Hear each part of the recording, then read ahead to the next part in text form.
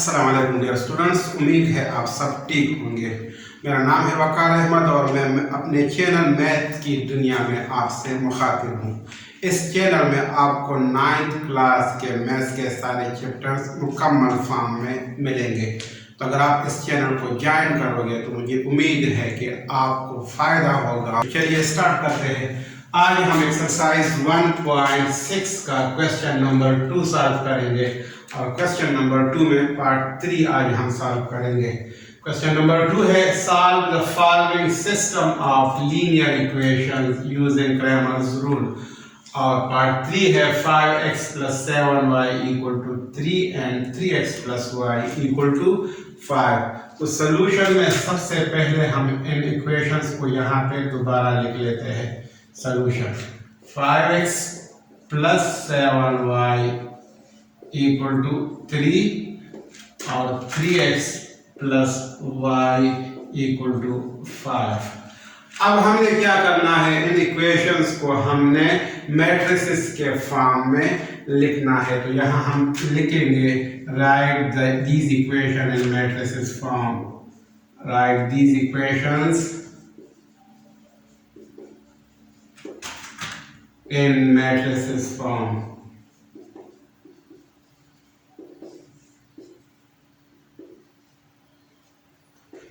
अब in equation को matrices के फॉर्म में लिखते हैं। तो सबसे पहले हम पहले मैट्रिक्स में वेरिएबल के कोफिशिएंट को लिखेंगे। तो ये x वेरिएबल है, इसका कोफिशिएंट 5 है और y का कोफिशिएंट 7 है। सेकेंड इक्वेशन में x का कोफिशिएंट 3 है और y का कोफिशिएंट 1 है।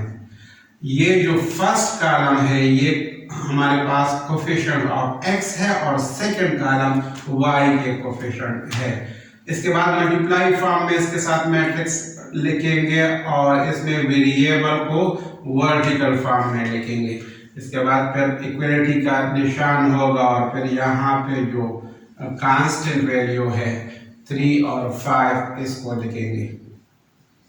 अब हमने क्या करना है, हमने सपोज करना है कि जो पहला मैट्रिक्स है वो A है। Suppose A = 5 7 3 1।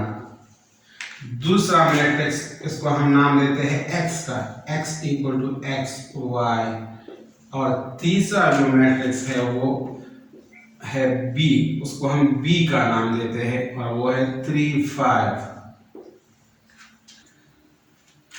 अब सबसे पहले हम A डिटर्मिनेंट को फाइंड करेंगे। तो A डिटर्मिनेंट को हम इस तरह लिखेंगे A डिटर्मिनेंट = 5 7 3 1।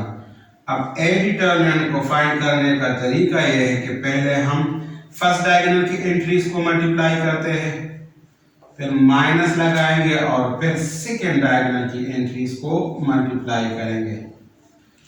इसको हम यहाँ पे मजीद सिंप्लीफाई करते हैं।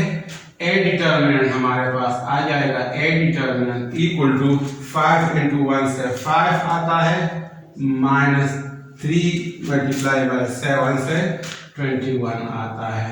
तो A डिटर्मिनेंट हमारे पास 5 - 21 से -16 आता है। अब चूंकि A डिटर्मिनेंट 0 के बराबर नहीं है तो इसलिए सॉल्यूशन हम फाइंड कर सकते हैं इन इक्वेशन का। तो यहाँ पे हम लिख सकते हैं solution system of equations is possible by Cramer rule। तो अब क्रैमर रूल के लिए हम क्या करेंगे, सबसे पहले Ax को फाइंड करेंगे। हमारे पास A मैट्रिक्स है 5 7 3 1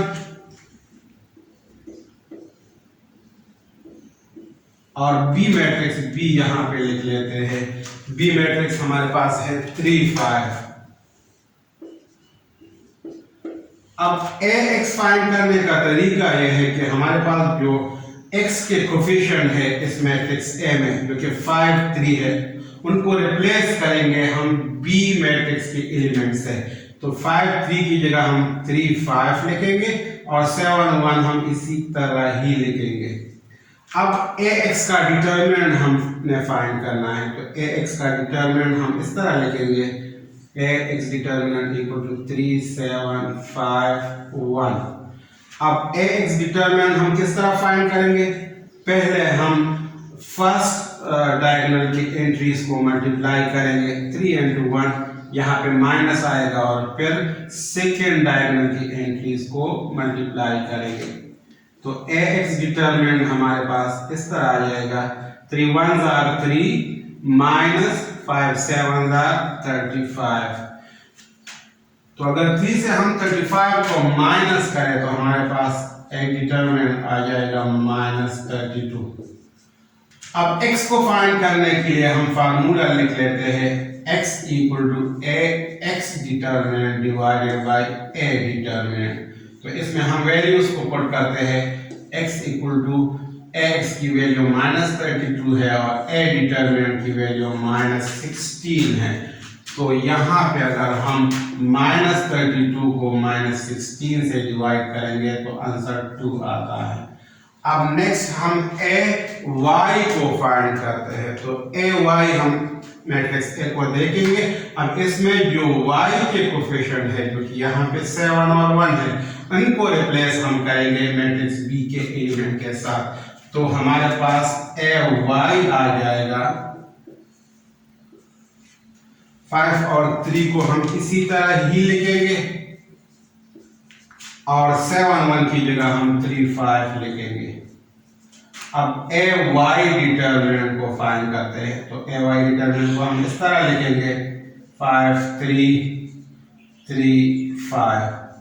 तो ay डिटर्मिनेंट हमारे पास आ जाएगा 5 into 5, फर्स्ट डायगोनल की एंट्रीज को मल्टीप्लाई करेंगे, -3 into 3 सेकेंड डायगोनल की एंट्रीज को मल्टीप्लाई करेंगे। तो ay डिटर्मिनेंट हमारे पास आ गया, 5 into 5 से 25 आता है, -3 3s are 9।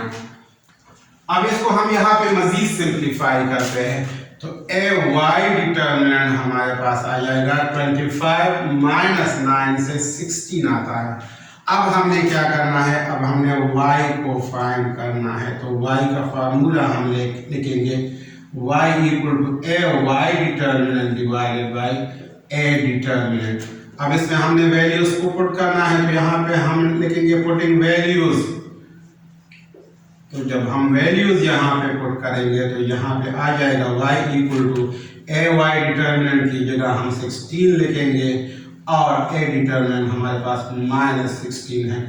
तो अगर हम 16 को -16 से डिवाइड करें तो आंसर हमारा -1 आता है।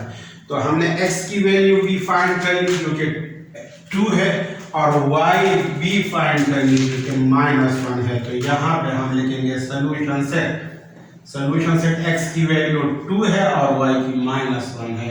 तो ये फाइनल आंसर आ गया हमारा इस क्वेश्चन का।